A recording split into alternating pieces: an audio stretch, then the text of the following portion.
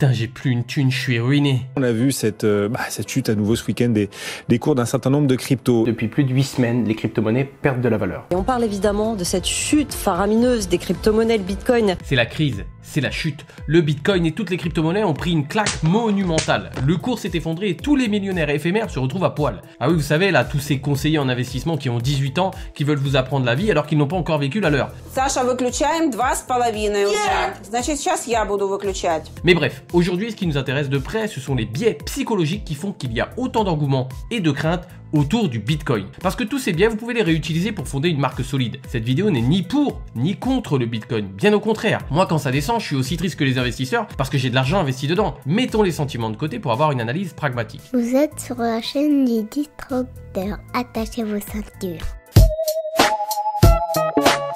Êtes-vous déjà passé au bistrot près de chez vous? Avez-vous vu le nombre de personnes qui sont au bar, qui achètent des tickets de la Française des Jeux? Jetez-y un œil la prochaine fois que vous y passerez et pensez à cette vidéo. Le Français moyen rêve de devenir millionnaire rapidement. Rapidement et sans effort, je précise. C'est comme le sport où nous souhaitons perdre le plus rapidement possible du poids, mais si possible, en restant dans son canapé avec un paquet de chips et une bonne série Netflix. La Française des Jeux est assise sur un beau pactole basé sur le fantasme du Français. Et si j'avais de la chance? Et si c'était mon tour de devenir riche? 3800 tickets de grattage sont vendus chaque minute en France. 228 000 par heure, soit 5 472 000 par jour. Ça fait du monde tout ça. Cette opportunité de s'enrichir rapidement est également ce qui fait le succès du Bitcoin. La population sent qu'il y a une opportunité et comme tout le monde dit que ça va être le futur et que c'est un investissement rentable rapidement, la majeure partie des personnes ne veulent pas rater le coche. Ça s'appelle le FOMO, de l'anglais Fear of Missing Out, peur de rater quelque chose. Les médias d'ailleurs en font l'écho. Que le prix du Bitcoin monte fort ou qu'il descende brutalement d'ailleurs. C'est comme pour les actionnaires qui touchent des dividendes. Soit quand le cours monte, ce sont des personnes qui s'en mettent plein les fouilles alors qu'ils prennent plus de risques que la moyenne, ou soit de sombres crétins qui perdent beaucoup d'argent que le marché se crache. La vérité est entre les deux. Le moins d'efforts possible pour le plus de résultats possible est le résultat d'une société qui adule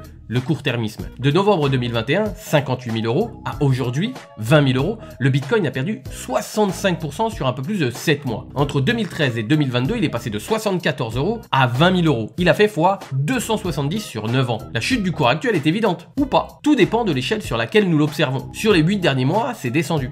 Sur les 9 dernières années, c'est monté. En voilà un dilemme. Faut-il vendre quand ça baisse ou vendre quand ça monte? Ou inversement. Un grand philosophe a dit il faut acheter au bruit des canons et vendre au son du violon. Parce qu'en réalité, tout est une question de psychologie. En réalité, le Bitcoin est basé sur une seule et unique chose, la confiance. Quand la confiance est au rendez-vous, le cours monte, les gens achètent. Quand la confiance part, le cours chute, les gens vendent. La confiance rejoint un des thèmes forts de ma chaîne, l'image de marque. Sans réelle confiance dans les valeurs d'une marque, la puissance de celle-ci s'étiole. La principale chose qui peut fragiliser cette confiance, c'est l'incohérence. Si la stratégie de communication de marque n'est pas cohérente avec les valeurs de la marque, alors le client perd confiance en elle et décide de ne plus acheter ses produits. À la différence près qu'entre une marque et le Bitcoin, il y a un produit. Et bah oui, le Bitcoin est basé uniquement sur cette confiance parce qu'il n'y a rien d'autre derrière, aucun produit à vendre. Lorsque vous investissez ou que vous investissez dans une société, en achetant ce qu'elle vend, vous croyez au produit. Prenons un exemple simple. Si j'achète un iPhone ou que j'achète des actions Apple, je sais que derrière, la société fabrique des smartphones et des ordinateurs. Pour le Bitcoin, c'est légèrement plus complexe. Même si la technologie connexe aux crypto-monnaies va certainement être très utile dans le futur, à part la croyance de s'enrichir rapidement, il ne reste pas grand-chose. C'est bien là le problème. Tout est basé sur de la psychologie. Et ça va même encore plus loin puisque celui qui aura investi dans le Bitcoin voudra se persuader que ça va remonter. Il va renforcer sa croyance envers le produit parce qu'il a une dette d'engagement envers celui-ci. Une dette émotionnelle. C'est ce qu'on appelle la persévération. Le fameux syndrome qui arrive après avoir longuement hésité avant l'achat d'un produit. Oui, mais il me sert à faire plein de choses et il n'était pas cher. En gros, nous nous rassurons. Nous continuons à croire parce que nous l'avons acheté. Avouez que c'est une erreur et beaucoup plus coûteux que de continuer à se convaincre et surtout de convaincre les autres parce que nous avons eu tort.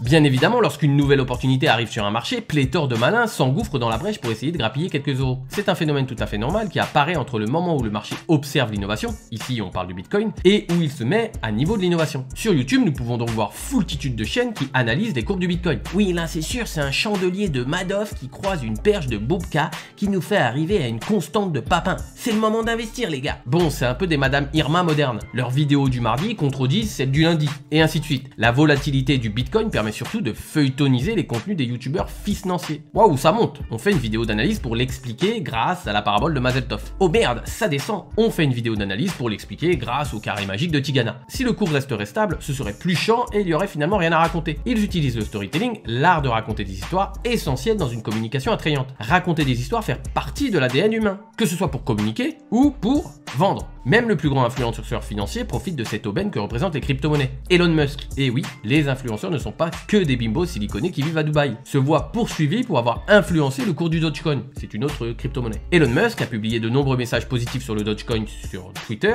alors que le cours stagnait autour d'1 centime depuis sa création en 2013. Il a littéralement explosé pour atteindre les 70 centimes au mois de mai. Et boum, ça retombe avec un autre tweet de Musk. Comme quoi, tout le monde veut sa part du gâteau. Tout ça renforce le brouillard de compréhension qui se situe autour du Bitcoin. Pour en savoir plus sur le brouillard de compréhension, vous avez un atelier offert sur ce sujet en cliquant sur le premier lien en description de cette vidéo, c'est juste en dessous. Le premier partenaire est le groupe Summit. C'est un groupe qui est spécialisé dans les investissements sur les crypto-monnaies. Pour faire clair et pour faire bref, ça fait plus de 2 ans que j'ai investi dans ce service et j'en suis très content puisque j'arrive à un rendement moyen de 4,4% par mois pour cette période avec un pic de rendement à 11,64%. Plutôt pas mal, voire même très intéressant. Pour en savoir plus sur le groupe Summit, vous avez un lien dans la description de cette vidéo pour aller sur le site, ainsi qu'une interview sur la chaîne qui parle en détail de cet investissement et des crypto-monnaies en général. Mon second partenaire, c'est la société américaine Inspire by USA.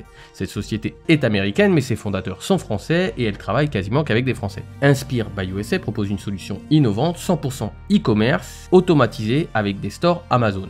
En bref, ils vont créer un store Amazon à votre nom, ils s'occupent de référencer les produits ainsi que de les vendre, c'est totalement passif et les rendements sont très intéressants. De 5 à 15% les 3 premiers mois, puis entre 15 et 20% par mois, je précise. Pour en savoir plus, vous avez un lien en description pour prendre rendez-vous avec un conseiller de Inspire by USA et également un lien vers une interview où nous entrons en détail de leurs services. Beaucoup de sentiments se mêlent autour du Bitcoin. Ce sentiment de devenir riche rapidement, celui de ne pas rater une opportunité, celui de surfer sur la vague. Le problème dans tout ça, c'est la passion. Ce sujet passionne les gens. La passion trouble la vision et la raison redonne la vue. D'où l'importance de toujours prendre du recul, d'analyser et de prendre du temps. Actuellement, le Bitcoin est en phase d'adoption par les primo-adoptants. La phase des innovateurs est passée. Et selon la courbe de Everett Rogers, la majorité n'est pas encore passée par la case Bitcoin. Pour atteindre 50 millions d'utilisateurs, il a fallu 75 ans au téléphone, 38 ans à la radio, 13 ans à la télévision, 4 ans à Internet, 3 ans et demi à Facebook, 6 mois à Instagram et 19 jours pour une application comme Pokémon Go. Le temps d'adoption s'accélère et le Bitcoin, malgré toutes les spéculations qui l'entourent, sera sûrement un atout majeur dans le futur. Et vous, croyez-vous au Bitcoin? Ou est-ce que vous pensez juste que c'est une énième arnaque issue des méandres du net? Vos avis en commentaire m'intéressent, je compte sur vous. Ah, j'ai oublié de préciser, je sais très bien que Bitcoin ça s'écrit B-I-T-C-O-I-N, mais j'ai rajouté un E juste pour vous faire cliquer. Hashtag Coca. Cette vidéo vous a plu, celle qui vient de s'afficher complète tout à fait ce que nous venons de voir. Vous n'avez qu'à cliquer dessus et on se retrouve tout de suite.